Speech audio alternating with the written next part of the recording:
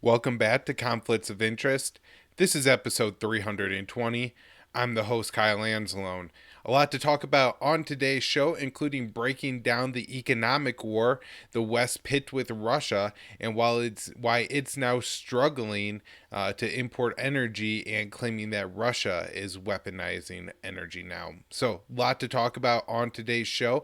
Please share the show. Is hosted at the Libertarian Institute. You can find the show on the blog at antiwar.com. You can find the video version of the show at YouTube, Rumble, and Odysee, and you can support the show by doing your CBD shopping with Paloma Verde, palomaverdecbd.com, promo code PEACE, PEACE. That will save you 20% when you spend $75 or more, and it gets the show a kickback. So it's a great way to help out yourself and to help out your favorite show. There's a lot of great high quality products at Paloma Verde, but they have a new line of full spectrum products. Connor has been talking about this a lot when he's here on the show about how much he's enjoying those products that contain just a little bit of CBD and also a small amount of THC to give you a little bit more of the full cannabinoid effect. And so there's a lot going on with that. Great products there. PalomaVerdeCBD.com, promo code PEACE. All right, let's get into the show. First article today is one that I wrote with Connor Freeman at the Libertarian Institute. Connor, of course, is the co-host of the show. White House considering banning Nicaraguan imports.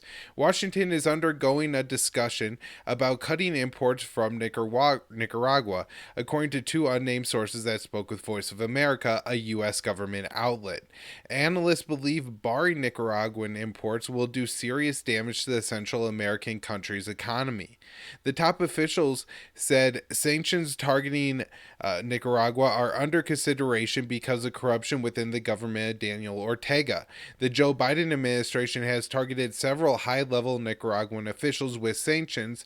White House Press Secretary Jean-Pierre said the Biden-Harris administration finds the actions of the Ortega administration unacceptable and condemns these actions.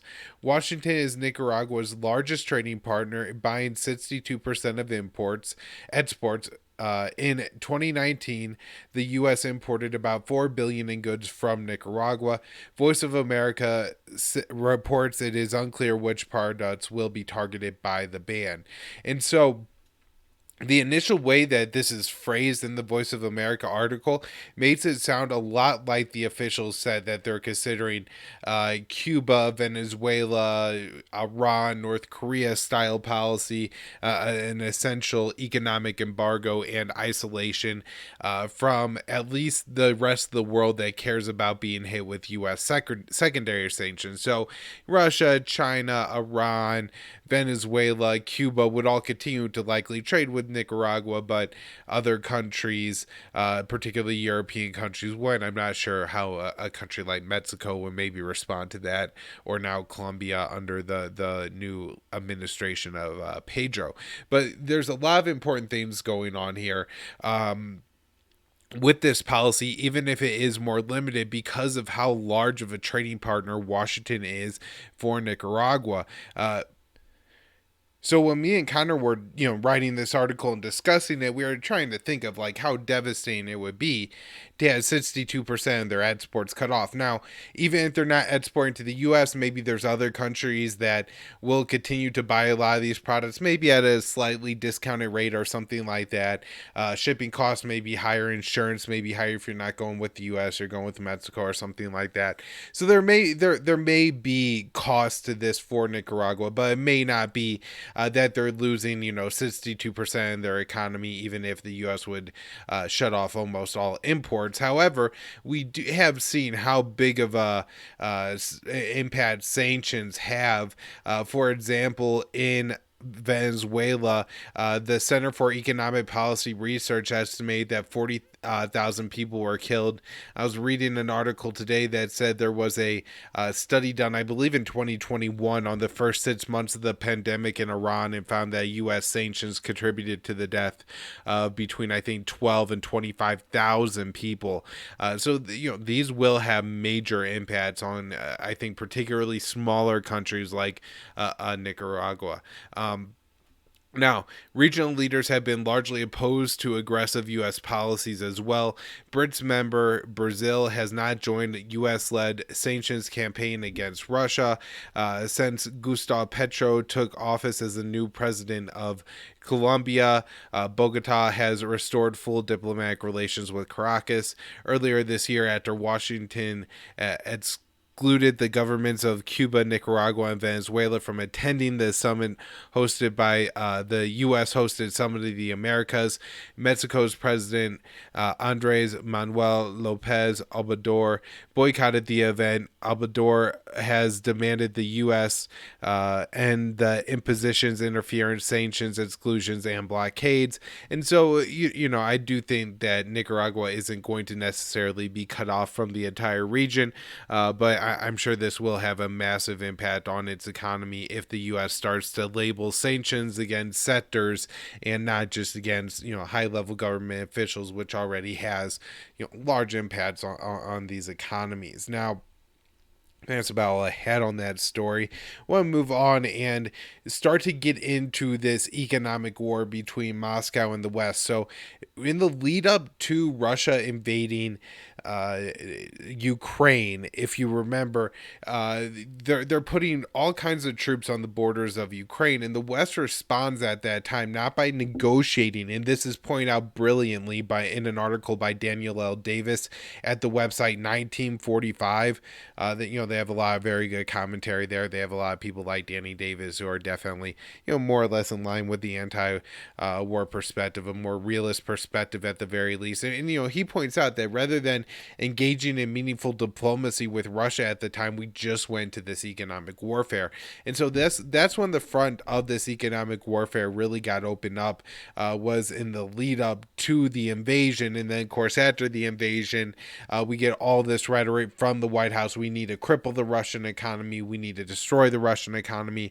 We need to weaken Russia. And the big way they're doing that is through this. And so now 6 months later, rather than Russia begging for mercy, it now seems that the West is saying that Russia is weaponizing energy by slowing imports. And so initially the plan was to not import anything from Moscow, but now the West is saying that Russia is slowing its exports, and that's a problem. So I wrote this for the Libertarian Institute on September 1st.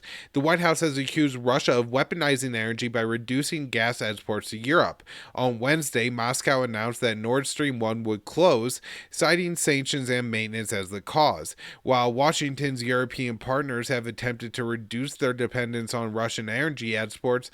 The continent's leaders are warning their people of coming hardships. In response to Russia's invasion of Ukraine, President Joe Biden announced full-scale economic war designed to cripple Moscow's economy. Yet the Russian currency has strengthened during the 6 months since the war started, and America's European allies are experiencing spiking energy prices.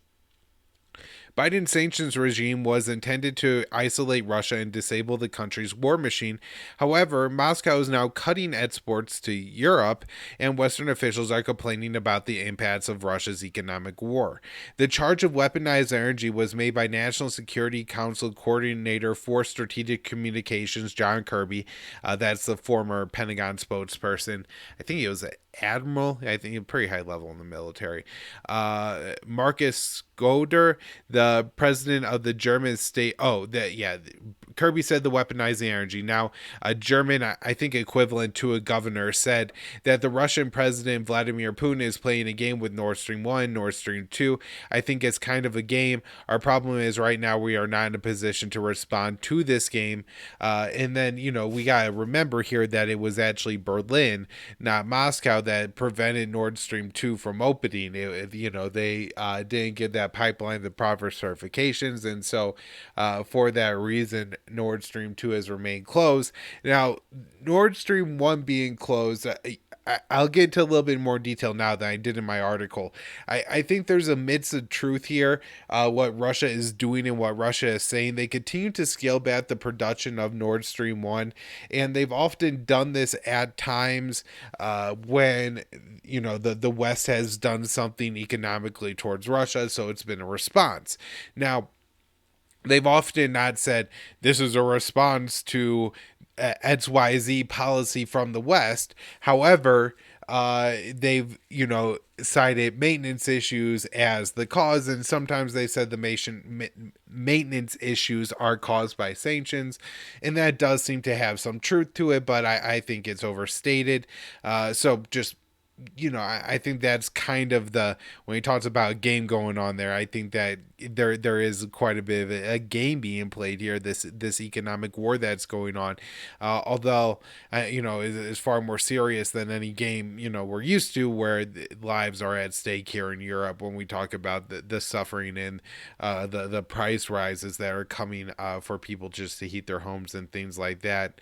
Martha Trudeau, the European correspondent from Bloomberg Television, says Putin believes he has gained the upper hand in the economic war and is now attempting sanctions jujitsu on the West. By now, it is no secret that Russia wants to force a about face on sanctions by weaponizing energy, and that's essentially what's happened here. Rather than Russia responding to the sanctions by saying, "Oh no, what are we going to do? How are we going to export our gas to the West? How are we going to fund our war machine?" Turkey, India, China, all these other countries have just upped their import of Russian energy, and so the result has been, rather than Russia needing Western markets to export its energy to, Russia doesn't need the Western markets to export the energy to, and it's actually the Western markets that need the imports from Russian gas. And I mean, a part of this is just a massive own goal, right? Because had they opened up the Iranian and the Venezuelan market, I think in February, right now there would have been a lot of relief on the energy prices, with all that additional energy coming on. But they haven't. They've isolated themselves from huge sections of the world's energy market, and it's not just Iran or Venezuela or Libya, Syria, Russia. All these countries have been under intense U.S. sanctions, or like Yemen, Somalia, have had their production abilities completely destroyed by the ongoing U.S. sponsored wars in those countries. And so that there's just so little oil on the market. It's put Russia in basically the position it could be in to actually win this economic war. So, with current gas prices in Europe at 10 times the average, David Stockman, director of the Office of Management and Budget under President Ronald Reagan, concluded that the sanctions war has been entirely unable to achieve its goals. He writes, "The fact is, the sanctions war has been an abysmal failure in terms of punishing the Russian economy and Putin's ability to persevere in Ukraine." Stockman said things are unlikely to get better for the Europeans this winter. Moreover, in the midst of soaring heating and electric bills, consumers may face a double whammy of high electric bills plus blackouts too, the former congressman wrote. Some European leaders agree with Stockman about the dismal winter ahead. In a recent speech, French President Emmanuel Macron warned about the coming end of abundance. He continued, "Our freedoms, the system of freedoms which we are continued to living in has a cost. We are used to living in has a cost. At times it needs to be defended. That could entail sacrifices to reach the end of certain battles we must carry out." The German foreign minister stated the policy will not change even if suffering Europeans demand relief. If I give the promise to the people of Ukraine, we stand with you as long as you need us, then I want to deliver, she said, adding, "No matter what my German voters think, but I will deliver to the people of Ukraine." While the U.S. and European allies have cut some imports from Moscow, over $6 billion in Russian goods have entered the American ports over the past 6 months, with the White House even encouraging American importers to buy Russian fertilizer from Russian sellers. Moreover, the Associated Press found that American and European companies are importing metal from a Russian firm that produces parts for Moscow's fighter jets. And so they're not actually going far enough to cripple and take out the Russian economy like they want to, in some sense, when it comes to fertilizer and when it comes to the metal for these the company that makes the Moscow's fighter jets, but then at the same time they're willing to fight this battle over energy, and we'll talk about the price caps next, and this is going to drive the price skyrocketing for Europeans. So it's interesting who gets cut a break and who doesn't. All right. Next up, I wrote this article on September 2nd for antiwar.com. Russia announces indefinite closure of key pipeline to Europe amid escalating economic warfare. The economic war between the West and Moscow has ratcheted up significantly on Friday when the G7 announced price caps on Russian oil exports. Moscow responded by extending the closure of a critical pipeline bringing gas into Europe. The White House has vowed to destroy the Russian economy, and the Kremlin has responded by further driving up the price of European energy. For months, U.S. Treasury Secretary Janet Yellen has pushed for the rest of the world to adopt price caps on Russian energy exports. The plan calls for placing a maximum price a country can pay for Russia for their oil. Analysts at J.P. Morgan Chase have warned that the price caps could lead to oil prices at over $350 per barrel. It depends on where they end up putting the price caps, but that could be really bad. I think oil right now is about $100 a barrel. The G7 plan announced Friday did not state the maximum price a Western company could pay for Russia for its oil. Whatever the price, which I think is going to be determined in the coming weeks, is expected to take impact in early December. I believe December 5th will be the next, I think what they're usually calling out tranche of Western sanctions that will be levied on Moscow. The G7 did not explain how it planned to get Moscow to agree to sell its oil at the reduced prices. In the past, the Kremlin threatened to cut oil exports to any country that adopted Western price restrictions. And so I think that this is kind of confusing, the price cap idea, because it relies on Russia to agree to sell its oil at whatever price the U.S. sets. And, why would Russia do this? Or it's going to be set irrelevantly high, right? And in either sense, it seems kind of pointless.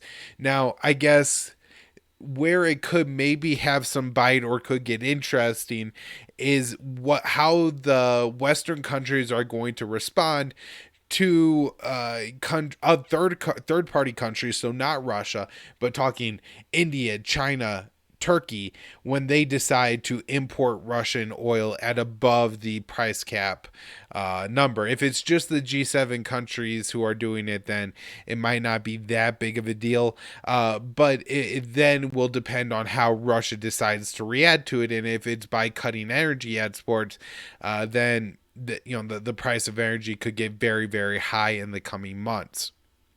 So, shortly after the G7 rolled out the price cap, the Kremlin issued a statement saying Nord Stream 1 would close indefinitely. The pipeline brings natural gas from northeastern Russia into Germany.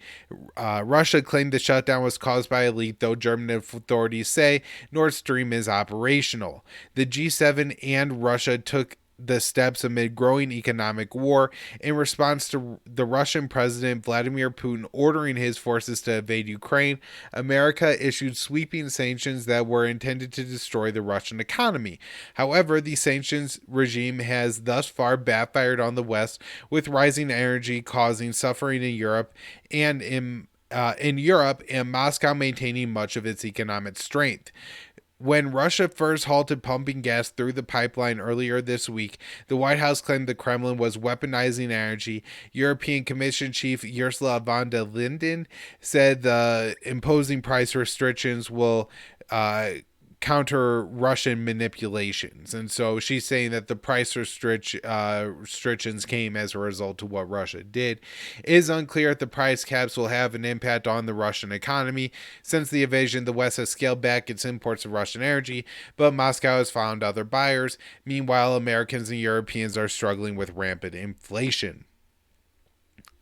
All right, next article I have, this one on the Russia issue. White House asks Congress for $14 billion to fund its war against Russia. The Joe Biden administration requested another massive infusion of cash for its war against Russia. The latest short-term spending proposal seeks nearly $14 billion for weapons and economic assistance for Ukraine. Since Russia invaded Ukraine 6 months ago, the U.S. has sent Kiev tens of billions in weapons and direct economic assistance. On Friday, the White House asked Congress to approve $13.7 billion in funds to confront Russia in Ukraine as a part of its short-term spending package. The Biden administration's total request is $47.1 billion for a wide array of issues, including COVID, monkeypox. I think monkeypox is getting like $5 billion in this bill. It's unbelievable. Disaster relief and the war in Ukraine. The White House has largely supported Kiev's war effort by transferring arms owned by the Department of Defense to Ukraine's military. Within the $14 billion bill for Ukraine, over half of it will go to buy weapons. 14.5 will go towards the Department of Defense replenishing American weapons stockpiles. The Presidential Drawdown Authority, or PDA, allows the president to make transfers without congressional oversight. However, Congress has authorized additional funds for the PDA in the $40 billion Ukraine aid bill passed earlier this year. Now, sources in the Pentagon are reporting that Biden's prolific use of the PDA to arm Ukraine has started to deplete American stockpiles. So, basically what this is Biden as president is the commander-in-chief. The commander-in-chief could say, well, those weapons right there, I ordered them to go to Ukraine and you to transfer ownership of them to Ukraine. Well, he did this a whole bunch, and then I think usually they only use this authority very little, but Biden used it a lot, billions of dollars to arm Ukraine, and so at some point that started to deplete American stockpiles, and then the $40 billion bill, I believe how they, funded the Presidential Drawdown Authority was essentially to dump a whole bunch of money into replenishing the Pentagon stockpiles, and that put money back into the PDA account essentially, which Biden then, used to send more weapons to Ukraine. And so once again, they're asking for $4.5 billion. And I think it'll essentially go into this PDA, which, is basically has turned into a slush fund the president could use to send weapons to wherever he wants. Even though, again, this does essentially have congressional authorization here. So, along with that $4.5 billion, the latest spending proposal asks for an additional $2.7 billion in military and intelligence support for Ukraine and $4.5 billion for direct economic support for the government in Kiev. So, the $2.7 billion, I'm not sure how it breaks down. There's probably going to be some that's direct congressional approved contracts. Lockheed Martin will make X number of X weapons for Ukraine and things like that, where other is going to be funding for training, maybe intelligence support would be, satellite imagery. The CIA has true agents deployed to Ukraine. We know this. So that, that's where I'm guessing that money is. The $4.5 billion in direct economic support, I'm sure some of it does go to humanitarian relief for Ukraine, but my guess is maybe the majority of it is just getting, lost on the government rolls and found in the people connected to the Ukrainian government's bank accounts. Since Russian President Vladimir Putin ordered the invasion, Congress has authorized $53 billion in funding for the war in Ukraine. If passed, this latest aid package will bring the total to about $67 billion. I think the White House is now like 13 or 14 billion in the amount of military aid they say they've actually given to Ukraine. So the problem is it gets kind of confusing because, for example, this 4.5 billion is going into the U.S. stockpiles, right? And then that's going to likely be deployed to Kiev eventually, in the coming months. And so then you can't count it both times, right? You either count it now or count it then. And so I think that's why the number by the Pentagon is about 13 or 14 billion at this point, although I do think it would make sense to add the 2.7 billion in military support here to that number and put us at like I guess 16 billion. Although I'm doing that math off the top of my head, and I think possible that maybe I missed a weapon shipment and it's a little bit higher than I'm estimating. In addition to the 11.7 billion to support Ukraine's war effort, the proposal includes 2 billion to fund the White House's economic war on Russia. 1.5 billion will be spent on uranium to be used as nuclear fuel. 500 million will go towards upgrading the strategic petroleum reserve. Washington says it is in the middle of an energy war with Moscow. In Europe, gas prices are 10 times the average, while the ruble has strengthened against the dollar this year. All right, so I want to just take a couple minutes to go through some recent stories I have in my news roundups. These are stories, not written by me, but I think are very important at the same time.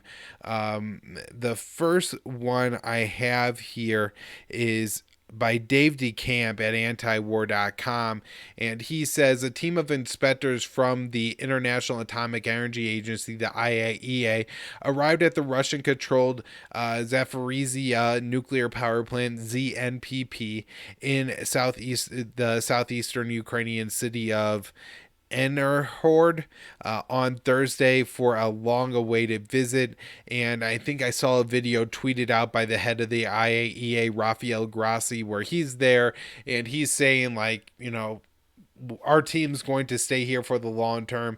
It seemed like there was some fighting leading up to the IA getting there. It appeared the Ukrainians had attempted to take that power plant, and that attack failed. So my guess is now that the IAEA is there, that the fighting around this power plant is going to be toned down, just because if anybody comes out and carries out an attack, the IAEA may assign blame to one party or the other, and that is something that neither of these countries want. All right, and then the other story from Dave DeCamp from this particular roundup is French President Emmanuel Macron on Thursday defended his continued diplomacy with Russian President Vladimir Putin, as he is one of the few Western leaders that has maintained contacts with Moscow. This is extremely important and something I've talked about a lot. Rather than leaders like Turkish President Recep Erdogan and then Macron receiving a lot of praise for what they have done to attempt to facilitate diplomacy between the West between the West, but more importantly between Kiev and Moscow. They've more been condemned for this. Next, a few stories. This one from the Defense Post. The UK delivered 6 underwater mine detecting submarines to Kiev. The US and UK forces will provide joint training to the Ukrainian forces. This is a very important story from Dave DeCamp. He wrote here that report Russia and Ukraine tentatively agreed on a peace deal in April, and he says Russia and Ukrainian officials tentatively agreed on a potential peace deal during negotiations back in April 22, according to a Foreign Affairs article by Fiona Hill and Angela Staten, and that cited a former U.S. official. The article reads, according to multiple former U.S. officials we spoke with in April 2022, Russian and Ukrainian negotiators appear to have tentatively agreed to outlines of a negotiated interim settlement. The terms of that settlement would have been that for Russia to withdraw to the positions it had held prior to launching the invasion on February 24th. In exchange, Ukraine would promise not to seek NATO membership and instead receive security guarantees from a number of countries. Now, this is absolutely crazy to me that the West would have encouraged Ukraine to crush that deal. That was a very reasonable. And now look, there could be other details of this that we don't know, but I would assume that Fiona Hill would be attempting to make Russia look bad in any way possible. And so there were more details, like Russia was demanding regime change in Kiev or something like that to tack on here. I think she would have mentioned it. And so It seems to me that, as we've been talking about on this show for a long time now, that it was the Western leaders, particularly UK Prime Minister Boris Johnson, who I don't think went without American, approval, permission, and a pat on the back from President Joe Biden. That they went and that they stomped this out, because ultimately what they want is this war to go on. And we've seen reporting from the Washington Post, we've seen statements from the Turkish foreign minister that say that there are Western countries that do not want a deal yet. And I think this is maybe the strongest evidence of this yet. Now, next up is an article from Newsweek, where we have a former Brigadier General, Mark Arnold, saying the U.S. and NATO should say do not strike the territory of Russia, but this is nonsense. The beginning of the end of the Russian army in Ukraine is the destruction of the supply line of fuel, ammunition, and equipment. This must be done on both the border and hundreds of kilometers deep into Russia. In order to do this, NATO needs to change its policy and abandon these about prohibitions of strikes in Russian territory. It is necessary to give Ukraine such weapons that could crush Russians in them. And so, there's a couple things here. First of all, this is really disturbing, and I think it's important to point this out, because he is a high-ranking member of the military, and even if he is a former official and not speaking on behalf of the Pentagon, I don't think he's saying that this is Pentagon policy. Understand that the Pentagon is a bureaucracy that lights people who believe in what the Pentagon already believes. This is, time and time again, you read articles from anybody who's critical of the Pentagon. One of the things they say is that a major problem is groupthink. And so I'm sure there's a lot of people within the Pentagon who think exactly like General Arnold. And this is concerning. I guess in a practical sense, he may be right. You know what I mean? Like, if you actually wanted to end this war, you can't let the war start on Ukraine's border. You have to let the war go deeper into Russia in order, as he says, to destroy the pipeline, supply lines and everything like that. The reason that is insane is it means that the West is directly engaged in a war with Russia. Russia has said time and time again now that Kiev is basically just a proxy force of the West, and they view themselves at a war with the West in Ukraine. And if that war moves into Russia, they're going to view themselves as a war against the West, with Ukrainian proxy forces in Russia. And that is really, really dangerous and problematic. And so the fact that he doesn't see 2 steps down the line the problem with this policy is concerning. And again, likely he's not the only person within the Pentagon who has these kinds of thoughts on this issue. Moving on, this is some good news from Dave DeCamp at antiwar.com. He says that Moscow says Russia discussing possible New START Commission talks. And this is Deputy Foreign Minister Rabkov, and he said Wednesday that the U.S. and Russia are discussing the possibility of resuming talks on New START. And so, we talked about New START a lot on the show. I don't want to go into a ton of detail here, but I just wanted to point this story out because, we've said a lot that it doesn't seem like there's any negotiation going on between Washington and Moscow, and it seems like maybe there is some. But remember, these are just talks to potentially hold talks. Now, the last story I have on Russia today, I believe, is this one from Reuters about a total of 61 cargo ships carrying around 1.5 million tons of food have left Ukraine under a deal brokered by the United Nations and Turkey to unblock Ukrainian seaports. This is huge. This is absolutely massive. And instead of the UN, who I usually don't like and would complain about, but the UN and Turkey gain any credit at all for brokering this deal that has allowed some food to leave Ukraine. Turkey is just, and Erdogan particularly, have been condemned for moving too close to Moscow. So, this is quite striking that, this is the policy, especially when people are in such need of food and there's an opportunity to help them. And, we see instantly what the leaders of the West are wanting to do with it. All right. I might have one or two more stories on Russia here, actually. Uh, so Nope, that actually does it for the Russia stories, and move on to some China news now. Will Porter has a new article out titled UN Accuses China of Crimes Against Humanity in Xinjiang. The United Nations human rights body has accused the Chinese government of major abuses against Muslim minorities in Xinjiang province, issuing a report alleging arbitrary detention, forced labor, and even torture. Moscow immediately denied the charges. The Office for the UN High Commissioner for Human Rights, OHCHR, published an assessment of human rights concerns in Xinjiang report on Wednesday outlining the long list of alleged violations against ethnic Uyghurs. The extent to the arbitrary discriminatory detentions of members of the Uyghur and other predominantly Muslim groups may constitute international crimes, in particular crimes against humanity, the report said, adding that the PRC has also imposed undue restrictions on various identity and expression, as well as the rights to privacy and movement in Xinjiang.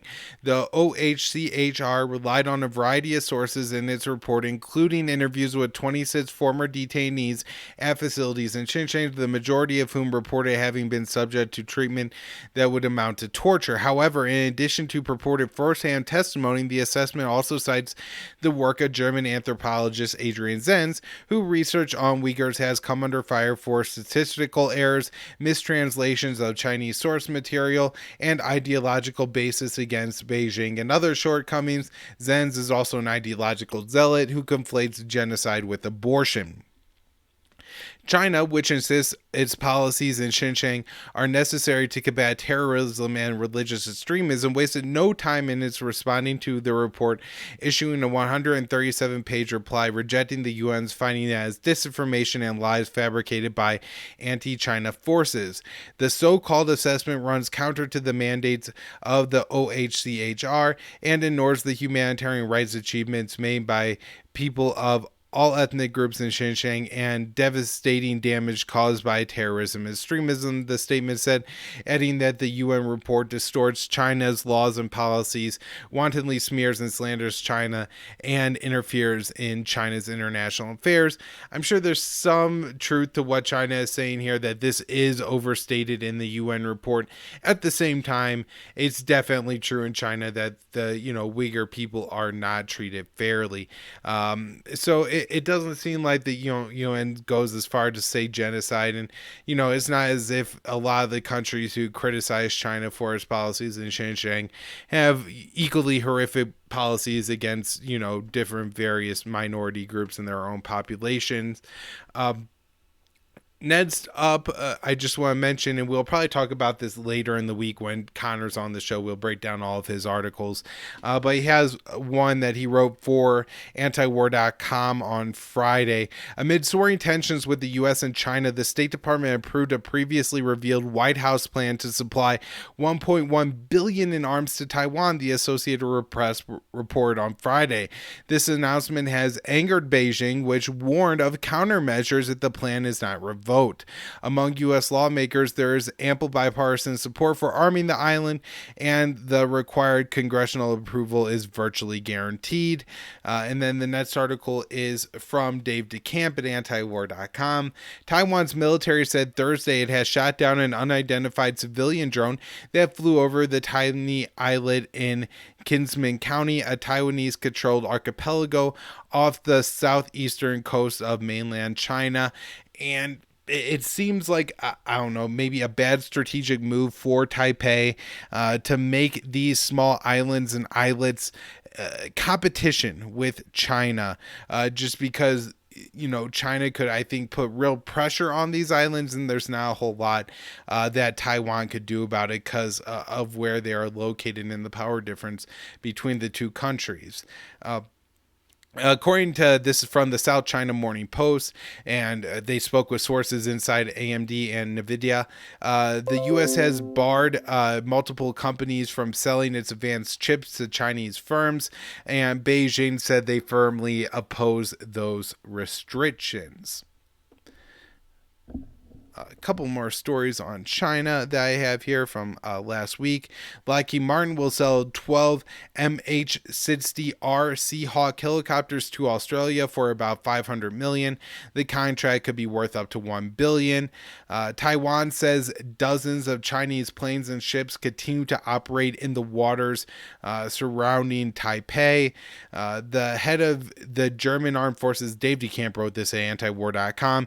It's something that we talked about on the show quite a bit in the past couple of weeks, especially with the U.S. carrying out the Pitch Plat 22 war games with German, French, UK fighter jets taking part in war games held in Australia.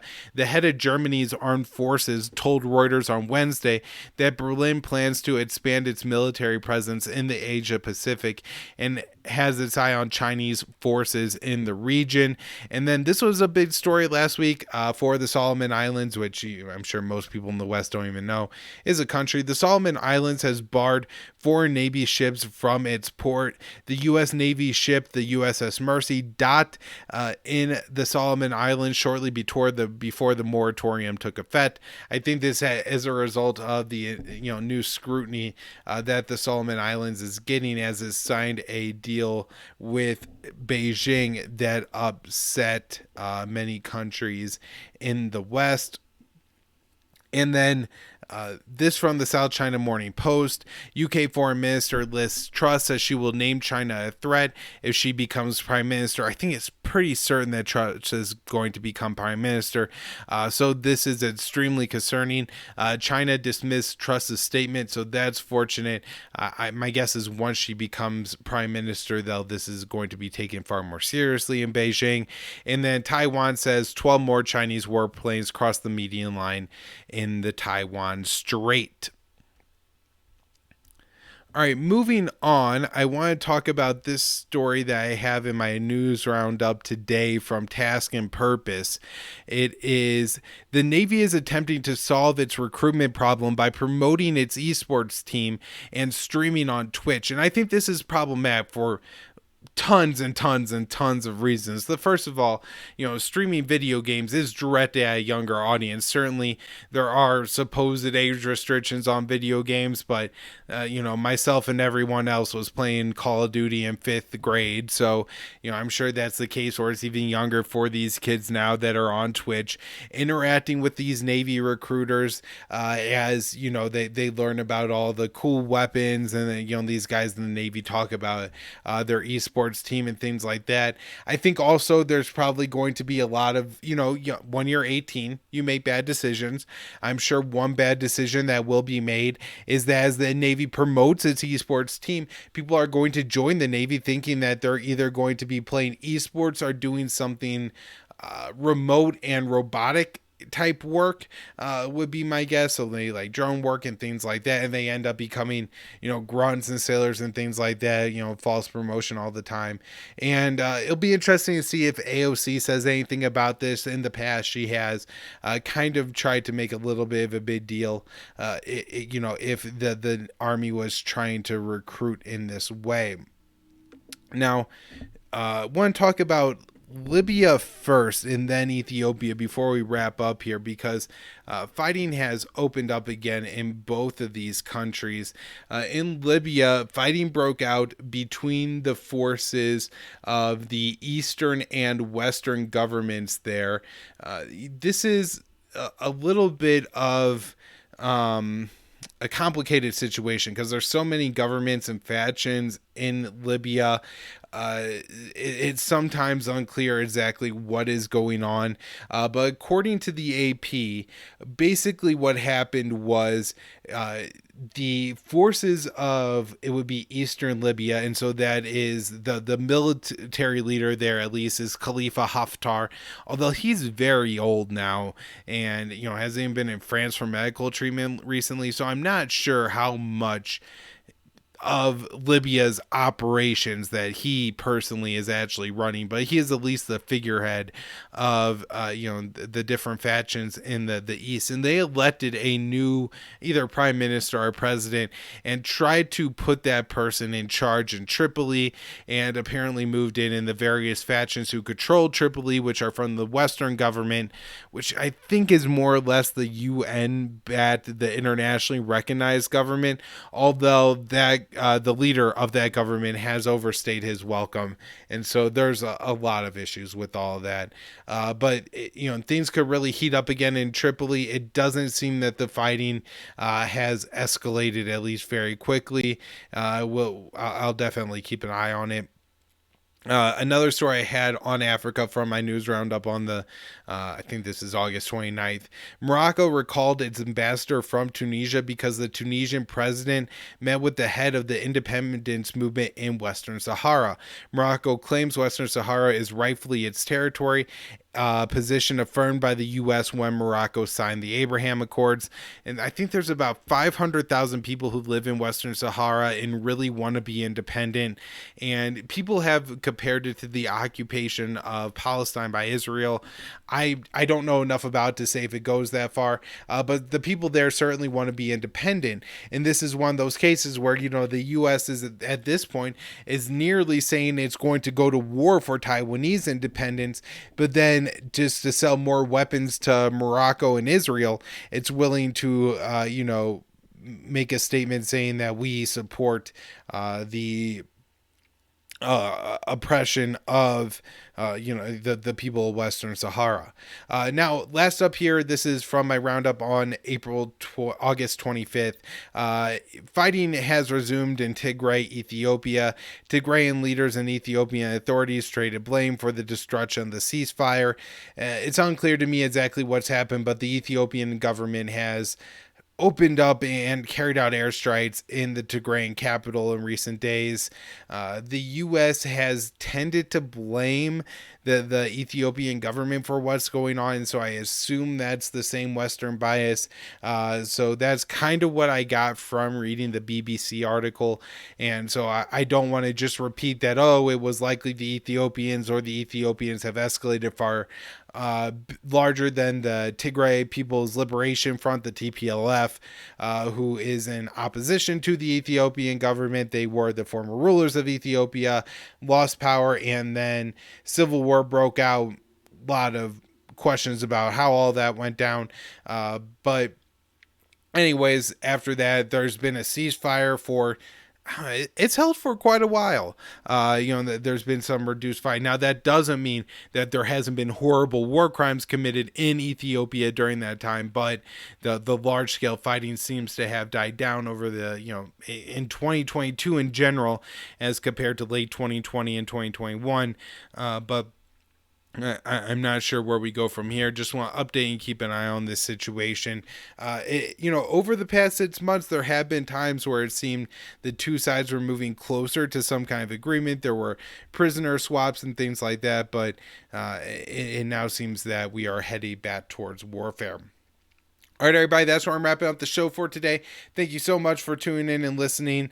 If you want to support the show, of course, you can donate. We have all the information in the show notes page. You can also buy your CBD at Paloma Verde. You can just donate to antiwar.com or the Libertarian Institute. At least share the show, especially if you're still listening, you must have liked it. Put it out there on your favorite social media account. Tell your friends, family, whoever, to listen. We're always trying to reach new people, new audiences. Thank you so much.